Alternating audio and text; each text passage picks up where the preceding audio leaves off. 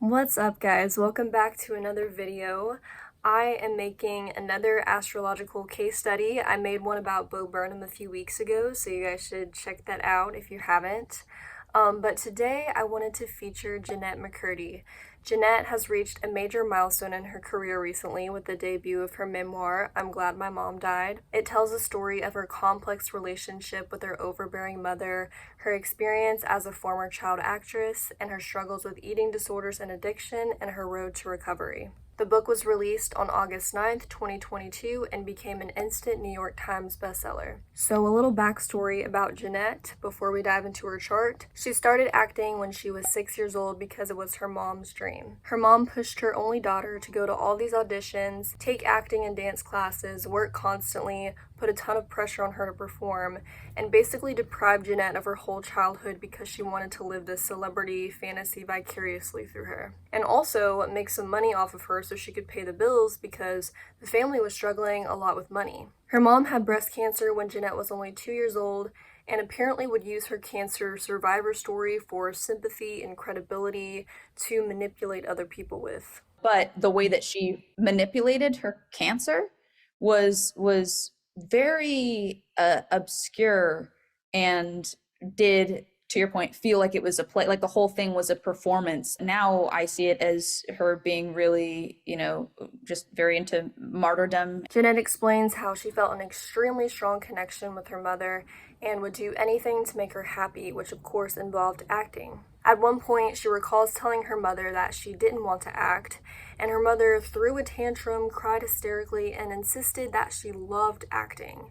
So Jennette agreed and never brought it up again. Her acting career began with a few background and guest star roles, but her big break came when she booked a leading role on the Nickelodeon show iCarly, which was a huge success. That's where most of the people know her from. From there, she got a spin-off show with Ariana Grande called Sam and Cat. While Jennette was playing a child on these shows, obviously she started to go through puberty and grow up. When she was 11 years old, Jennette's mom taught her how to calorie restrict so she could delay adulthood and still look like a child. My mom was the person who introduced me to anorexia. I had a lump in my breast and I was scared that it was cancer because of my mom's cancer. And I told her and she said, "You don't have breast cancer, you're just developing boobs." I said, "Well, how can I not develop boobs? I don't want those." And she said, "Well, there's a thing called calorie restriction." The cancer eventually returned, and in 2013, her mother passed away. This sent Jennette into a full-on spiral because she had spent her whole life living for her mother, trying to please her, fulfilling her dreams, paying her bills, being whoever she wanted her to be. Now that she was gone, Jennette had absolutely no idea who she was as an individual. Her anorexia turned into severe bulimia, and she turned to alcohol to drown out her emotions. After Nickelodeon, she starred in the Netflix show called Between. And in 2017, once she found out that Netflix was canceling the show, she quit acting at last so she could focus on healing her mental and physical health. She set her sights on directing and writing and is currently working on her first novel. So, lots of mommy issues going on for Jennette. So naturally, before looking up her chart, I was expecting some major moon action because the moon is what represents the mother archetype in the birth chart. Unfortunately, though, we do not have a birth time for Jennette, so we don't know her house divisions, the 4 angles, or her exact moon placement because the moon moves 13 degrees in one day, but we can still get a ton of insight just from the aspects in the sign, so it's definitely worth taking a look. Okay, so Jennette was born on June 26, 1992 in Long Beach, California. So she has her sun in Cancer along with Venus, Mercury, and the South Node. So lots of Cancer energy. And what do we know about Cancer? It's ruled by the moon. So the moon is the dispositor of her sun, Venus, and Mercury, which basically just means that Jennette's moon carries even more weight and emphasis with those 3 personal planets in the moon sign. And check out her moon. Even though we don't know the exact placement without the birth time, it can only be between 9 and 22 degrees as it shows down here. So it'll be in Taurus regardless. And look at all of these aspects that the moon is receiving. This is insane. Obviously, the relative strengths and weaknesses of each will depend on the moon's exact placement, but it's still within range of being very heavily aspected. We have the moon conjunct Mars, square Saturn, trine Neptune and Uranus, opposite Pluto, and maybe even trine Jupiter a little bit. Okay, that's 6 out of the other 9 planets in her chart and contact with the moon. And think about the nature of the moon. It's a receptive planet. It reflects light from the sun. As an energy in the birth chart, it's the initial impressions we receive early on in life that shape our inner world and ingrain in us the patterns that we carry forth by default. It represents our sense of safety and security, how we nurture ourselves and make ourselves feel comfortable, because it's what we grow up on. It's what we acclimate to at the beginning of our lives. And this is why it symbolizes the mother archetype. The mother is our center, our gravity, our home, source, retreat, nourishment, and sustenance. So she's the one who primarily sets the stage for how we orient ourselves in the world and how safe we feel in the world, because she has the greatest influence on us during those crucial years. So, all of that to say, this moon placement is deeply complex and dynamic and multivalent and intense, which tends to be how Jennette describes her relationship with her mother. No, I definitely don't hate my mom. I think she was a really complicated and nuanced person, and I try to kind of articulate her to the best of my ability in all of her many shades and colors. So circling back to that Cancer sun, I like to think about the sun sign as the hero's journey. In Jungian psychology, it's the process of individuation, or what we're individuating into. So rather than thinking about the sun sign as this dominant set of character traits that we're just born with and readily have at our disposal right off the bat, I think of it more as this energy that we're growing into, that we're in this process of becoming, and something that we have to work for to develop. So, what does the Cancer journey look like? Well, Cancer is cardinal water. It's the archetype of the mother, the nurturer, the protector, and the healer. It's associated with the 4th house at the very bottom of the chart. So think about the flow of water and how it gravitates towards the lowest point and nourishes from the roots. The Cancer journey is all about cultivating that foundation, establishing those roots, and learning how to nurture and rejuvenate oneself so ultimately one can heal and nurture others. Cancer has an orientation towards the past and the source. These people are the type to be the most attached, sentimental, nostalgic, and perhaps indulgent. The shadow side of Cancer is prone to wallowing in negative emotions, overindulging for comfort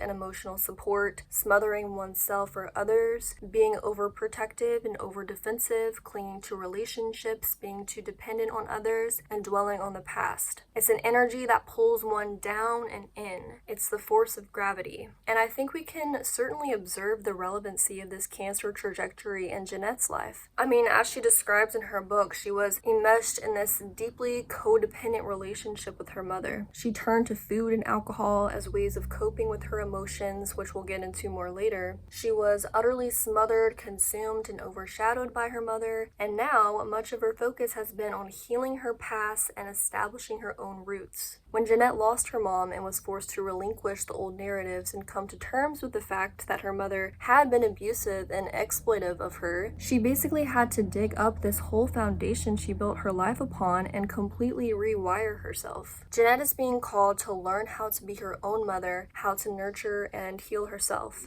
And that's Cancer's work right there. That's the Cancer journey. As I was just sort of sharing anecdotes of my experience with my mom, she eventually got to the point where she said, you know, what you're describing is abuse. And I left. I quit therapy. I couldn't tolerate the idea, the notion that my mom was abusive, because that would mean bringing her down off that pedestal and reframing my entire life. Yeah. My whole existence was sort of revolved around this idea that my mom knows best, and what my mom wants for me is better than what I want for me, because she knows better and I'm nothing without her. So to try and unpack that was something I wasn't willing to do initially. Now, Jennette has Venus right here conjuncting the sun. Venus is all about harmony, peace, values, aesthetics, beauty, and relationships. Venus is pleasing, it is pleasure, and it wants to please. So Venus in combination with the sun can be a recipe for a major people-pleasing personality, especially when they're in Cancer, which is a sign that Venus is more comfortable in than the sun. I think that my mom probably sensed the desperation I had to please her. People with the Sun-Venus conjunction tend to have their self-esteem, their identity, their sense of self, Sun, tied up with the need to be loved by others, Venus. This can make one very concerned with how they are being perceived by other people, to the point where they compromise Venus, Libra, their own behaviors, or in the case of the sun, their own identity for the sake of another. And we obviously see this pattern showing up in Jennette's relationship with her mom, Cancer. Venus really doesn't like conflict. Conflict, aggression, confrontation is Mars territory. Venus, on the other hand, will do whatever it takes to elude the conflict altogether by molding oneself into the intermediary, the peacemaker. Venus wants to hold the relationships together and maintain a sense of harmony, whatever the cost. And there's so many instances in the book where her mother is being blatantly abusive and ridiculous, and Jennette contorts herself into the most uncomfortable positions just to keep her calm and maintain the peace. We never really see Jennette lose her shit around people. She instead lets all of this frustration build up inside of her and fester into some really unhealthy coping mechanisms, which include literal purging, making herself throw up over and over again to rid herself of that heaviness, that burden, that toxicity that she physically couldn't hold on to anymore. And one more thing about Venus. On a more shallow note, since Venus is concerned with appearances and beauty and charm, people with the Sun-Venus conjunction may have their identity or sense of self closely tethered to their appearance and their charm and their style. I mean, for someone who grows up on camera, how can you avoid this? Your career is literally based on your looks, charm, and ability to please. And with her mother, the person Jennette loved and wanted to satisfy more than anyone else, constantly critiquing, commenting on, and attending to her appearance, how could she not associate so much of her identity with this? By age 10, her mother began bleaching Jennette's hair, whitening her teeth, and by age 11, Debbie introduced her daughter to calorie counting. I can imagine too, with such a strong Cancer signature, that Jennette really didn't feel comfortable in the limelight. I mean, since we don't have her birth time, we don't know if her rising sign may have balanced out this a bit with more of an extroverted approach to life, but Cancers tend to really value privacy. Okay, Jennette was born 4 days before a solar eclipse, so she has her sun conjunct the south node by 5 degrees. So from an evolutionary astrology perspective, the nodal axis symbolizes our destiny or our karmic trajectory. The south node would represent where we're coming from and the karma that we've already accumulated and brought forth into this life, while the north node represents where we're headed and what we need to move towards to balance ourselves out. Basically, what our soul is here to learn. So the south node is generally associated with the past, what's behind us, and where we've already been, and the north node is associated with the future, where we need to go and what we need to experience. You could also think of the south node as what needs to decrease or be let go of, and the north node is what needs to increase and be accumulated. So the south node sun combination is kind of tricky because it feels a little bit contradictory, right? I mean, we have the center of our psychic solar system, the sun, the identity that we're developing and growing into, hanging out right next door to the energy that needs to be released, that needs to decrease and be left behind. Yet at this point in Jennette's life, we can clearly see how she's just now starting to fully step into her sun, fully step into her identity as an individual by talking about her past, exposing the past, reconciling her past, coming to terms with it, embracing it, etc. And of course, you could argue that everyone does this. Everyone finds themselves through reflecting on and coming to terms with their past. And yes, that is true, but not everyone does so or needs to do so to the extent that Jennette has done in this big way. Her individuality, her sense of being her own self, literally hinges on this huge purging of the past. And so much of her adult life has revolved around understanding her past and detaching herself from it, which I'm sure writing this book has greatly contributed in. The conjunction itself, let alone it being in Cancer, can make it very difficult to escape one's past. So I imagine that it's been a very rocky road for Jennette, and the only way she could truly heal herself from it would be to constantly write and speak about it. Before this book, she had a podcast called Empty Inside, where she talked about these struggles as well. And this emphasis on looking back and individuating oneself through this conscious decrease of something that's come before is very telling of this combination. With this conjunction being in Cancer, Jennette has to leave behind her mother, I don't know what could be a more literal manifestation than that, and cultivate her own authority in the world. Her soul is urging herself towards self-sufficiency and responsibility, which is that North Node in Capricorn. Wow, we haven't even gotten to the moon yet.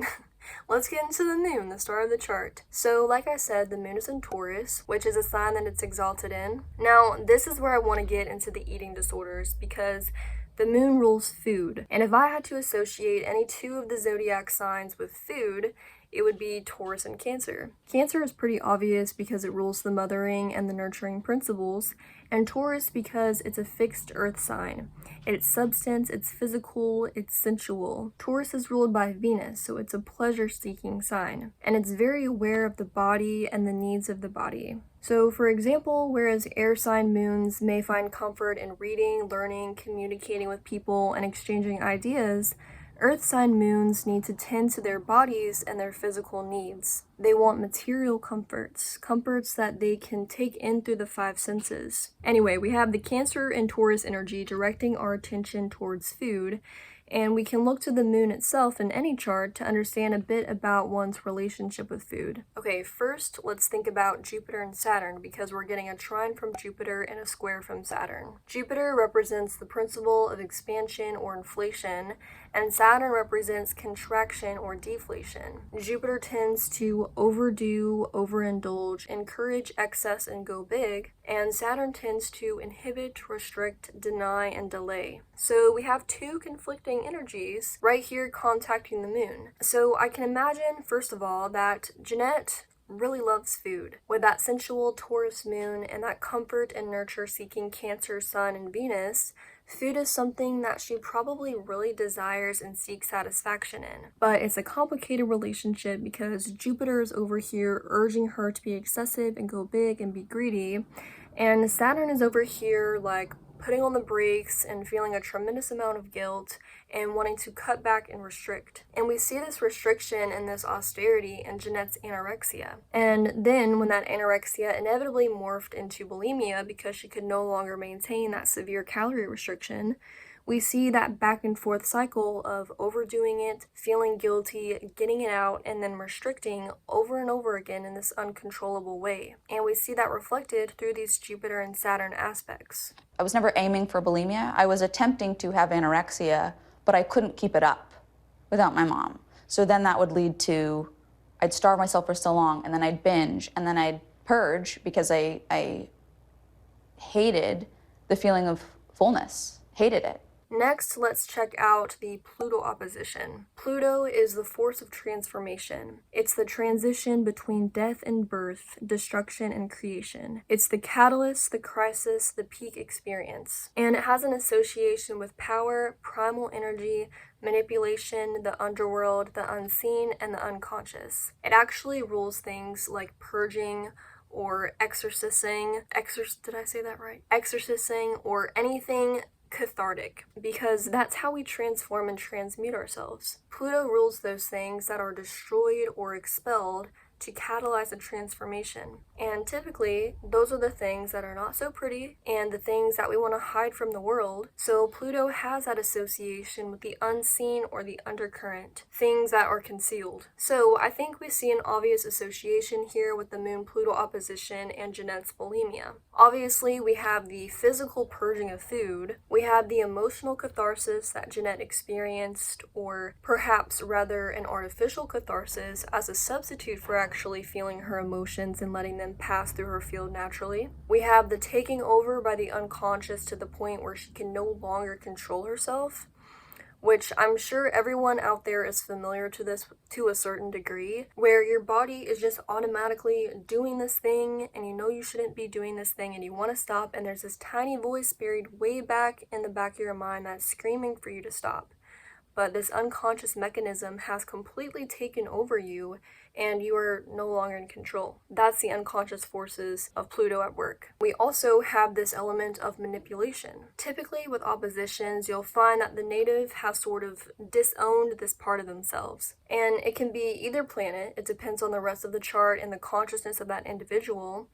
But what usually happens is that the disowned energy gets projected out there, and then that planet shows up in our lives in the form of other people. We encounter these people, have issues with them, and this pattern will keep showing up and keep making its way to us through different people throughout our lives until we're able to integrate that dynamic and reclaim it in our own psyche. Because all along, it's been us. We just had to meet it through another person to reconcile this thing that was within ourselves. But clearly, we see this force of Pluto in Jennette's life being played by her mother. And I mean, it's attached to the moon, so of course it's related to the mother figure. And Jennette's mom is the one who taught her calorie restriction at 11 years old, and basically manipulated her into believing this was a normal and sensible thing to do, because her mom was right there next to Jennette the whole time, struggling with the same thing. And if you notice, Saturn is actually in a T-square with the moon and Pluto, so these three are really intertwined. T-squares reflect a huge amount of pressure and tension in the psyche, especially with Saturn and Pluto, the two most tough love planets out there. And this is a fixed T-square. We have Taurus, Aquarius, and Scorpio. So the big hurdle to overcome here is that fixed quality. Stagnation, stubbornness, inflexibility, being able to release attachments and get unstuck, which is a big thing we see Jennette having to deal with. With T-squares, it's like there's a war going on, and it's up to the guy in the middle, in this case Saturn, to be the diplomat and bridge the gap. It's like the moon and Pluto are in this standoff, and neither one of them is going to budge unless Saturn steps in between them and waves the flag. And what does that look like for Saturn? Well, for Saturn, that's not so easy. For Saturn, that's discipline, that's hard work, that's boundaries, and that's time. And so, to some degree, it's simply a matter of letting time pass and gradually implementing structures and boundaries and discipline into one's life. And since T-squares have such a highly charged energy to them, actually there's a line in Jennette's book that I think describes this perfectly. She said that the energy at home felt like a held breath. That's the tension of the T-square. But once the native learns how to start working with this energy, a huge amount of power can be released, and these aspects can make that person very successful and able to achieve a lot in their life. So I think we see that with Jennette. Through time and therapy and intention, and through literally the loss of her mother, she was able to claim this power and start to take responsibility for her own life. She went on to say that the only reason she's been able to heal was her mother's death, admitting, "I know if my mum were alive, I'd still have an eating disorder. It was only distance from her that allowed me to get healthy." With the Saturn-Pluto square, it's all about understanding the forces of the unconscious and how they're operating in one's life. Pluto takes you deep, so wherever Pluto's involved, there's something very deep and unconscious operating below the surface. And Pluto is all about power dynamics, which is why there's usually manipulation involved. Saturn also rules authority figures, so it's the authority figures in one's life that are doing the manipulating and controlling and forcing the native to conform to their expectations. And we see these controlling authority figures in Jennette's life, not just through her mother, but also through the directors and producers she worked with on Nickelodeon. At one point, she talks about how they offered her $300,000 to never speak of her experience on Nickelodeon publicly, which she declined. Obviously, she's writing this book. And that is the covert controlling mechanisms of Pluto. And with the moon in the mix, there's a big emphasis on her mother and her childhood. I think my mom wanted to keep me as controllable as possible. I think she really wanted to have her influence on me, and me growing up was a threat to that. Okay, one more thing I want to bring in with Pluto. With it ruling primal energy, Pluto also has an association with sex and sexual undercurrents. And we have Saturn, the authority figures in her shows, giving her a massage and making explicit comments to her and making her take pictures in a bikini as a child. And we have the moon, her mother, showering her until she was 17 years old and giving her breast and vaginal exams. She referred to them as medical exams on your private parts. Yes. This was the hardest part of the book for me to write about. It was a really emotional experience. I laughed during the writing of it, and then I cried a lot after I wrote that vignette. Okay, now we have this moon trine with Uranus and Neptune. Let's just focus on Neptune first. So in contrast to Saturn, Neptune is a boundary dissolver. It rules dreams, spirituality, fantasy, mystery, illusion, escapism, addiction, and unconditional love. I always think of the ocean with Neptune. It's a purifier, a merger, and it's all-encompassing. So where Neptune is involved in the chart, we tend to lose ourselves completely. With Neptune trining the moon, we see that Jennette utterly loses herself in her mother. There is such a fusion between them and such a lack of boundaries that it's hard to distinguish where Jennette leaves off and where her mother begins. Neptune is also associated with suffering and sacrifice. So typically when you have Neptune in contact with the moon, the native is really in tune with the mother's suffering. The mother is seen as a victim or a martyr, and the native will feel a huge amount of empathy towards her. In the book, Jennette talks a lot about how her mom would constantly use her cancer for sympathy and special treatment. Her mom would literally make the family rewatch this home video every week of her learning about her diagnosis, which was uncomfortable for everybody. But as Jennette explains, her mother derived this perverted sense of pride in her suffering and assumed that role of the victim whenever it was convenient for her. And as a child, Jennette was incapable of sorting through that, setting up her own boundaries and telling her mother no. Neptune is also addiction, alcoholism. And after her mother's death, Jennette started heavily relying on alcohol to drown out her emotions and cope with life. The eating disorders can also be thought of as a way to escape. And you can even associate the stardom and the showbiz, the cameras, the makeup, and the costumes. The whole entertainment industry is very Neptune, because you're basically creating this grand illusion. And so many people use this illusion as an escape from their own realities. So we can observe this influence of Neptune on many different levels in Jennette's life. Now, what about Uranus?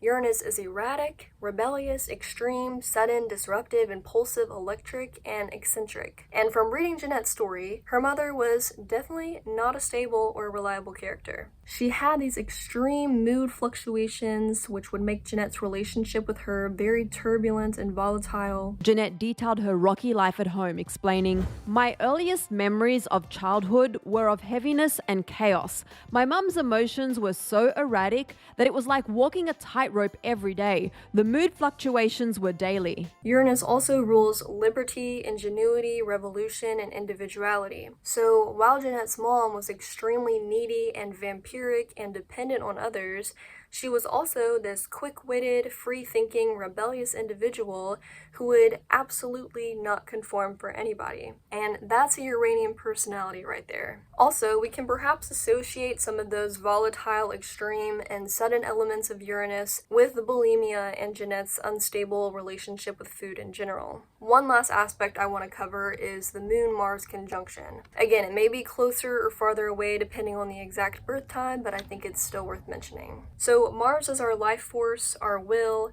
our natural fire, and aggression. It shows how we take action and assert ourselves. And Jennette's mom definitely had an angry, aggressive, and confrontational streak. She talked about how her mom would frequently get into heated arguments with Jennette's dad. She would yell at agents and producers and demand to get her way, and would do all of these things in an unyielding way. Mars is in Taurus, so her mom's and her own way of asserting themselves would be to stand their ground and not budge. Obviously, Jennette's will took some time for her to develop, but we do see a bit of that resistance and that unwillingness to yield to her emotions come through in this book. But, of course, that's absolutely understandable given her situation. Okay, now I want to talk about a few transits. First of all, Jennette was going through her Saturn Return when she was writing and finishing up this book. She turned 30 years old back in June, a couple months before this book was released. So Saturn takes 29 and a half years to complete one cycle, so everyone experiences their Saturn return at this time. The Saturn return is all about growing up,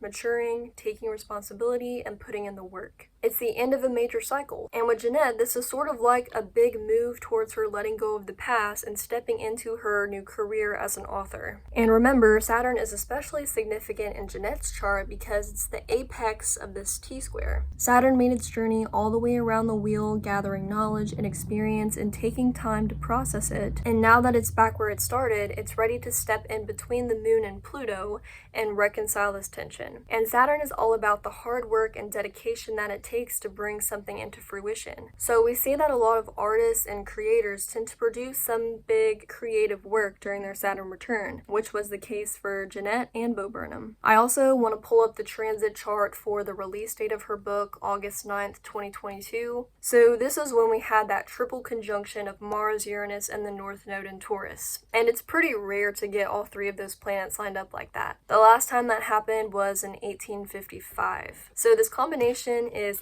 a highly charged and intense energy, and it happened right around Jennette's moon. So we have the North Node, which represents fate or destiny and this new direction that Jennette is being called towards. We have Uranus, which reflects how Jennette is breaking free of and liberating herself from her mother and her past, plus in a rather rebellious way with that controversial title, which caught a lot of people's attention. And we have Mars, which points to the strengthening of Jennette's will and perhaps the courage it takes to put herself out there and step into the spotlight again in this way. We also have transit Pluto getting really close to this opposition with Mercury. So Pluto transits in particular have a lot to do with exposing and revealing what's been hidden. Pluto is sort of like the enactor of karma. So when Pluto comes around and contacts certain planets in the chart, anything that's been hidden, unconscious, kept secret, or swept under the rug in regards to these planets is now being forced into the light. A lot of times this isn't a very pleasant or easy process, which is why Pluto transits can often bring some kind of crisis into our life, because that's the only way our attention will be directed to this thing that we need to become aware of. But for Jennette, since Pluto is contacting her Mercury, the planet of communication, writing, speaking, thinking, and since she's spent the last several years of her life in therapy and trying to consciously work through this Pluto opposition seems to be all about exposing the truth now, writing and talking about her past, the things that have been concealed and kept secret for so long. Perhaps it's also about this major transformation, Pluto, of her viewpoint and the way that she thinks, Mercury. Since Pluto is such a slow-moving planet, the influence of its transits, especially when it's applying or approaching the aspect, can last several years. And like I said, Jennette has been spending these last several years transforming her perspective in the way that she understands and relates to these events. And perhaps there's still much more transforming to be done. It's typical to not really understand the effects of Pluto transits until years later, because the transformations take place on such a deep and primal level. Okay, there's so much more that I could go into, but I think that we should leave it at that. And while it would be nice to have the birth time so we could see the angles and the house placements, you can see how much detail we can derive just from the signs and the aspects. I honestly think that the aspects are the most important elements in the chart, because the planets themselves are the core energies. And when people read those cookbook descriptions of each planet and a sign and they don't resonate with it, well, it's probably because there's an aspect coming from another planet which is completely shaping that influence. Anyway, if you guys stuck around and made it this far, thank you so much for watching. I really enjoy making these case studies, so you can expect more of this in the future. And yeah, I will catch you guys in my next video. Stay woke!